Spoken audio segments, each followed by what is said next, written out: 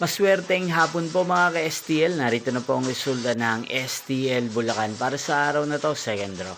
February 25, 2026, araw ng Miyerkules. Naway ang mga natayaan nyo pong mga numero kanina ay manalo nawa ngayong hapong ito, 4 PM. Kaya't kunin nyo na po ang inyong mga ticket. Narito na po ang resulta.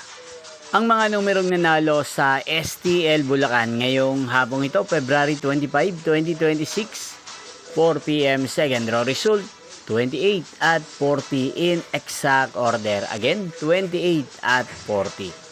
At ngayong hapong ito sa STL Bulacan, natin pong shoutout si Ate Mela ng Bulacan. Shoutout po sa inyo, Ate Mela. Sana po ay nasa maayos kayong kalagayan.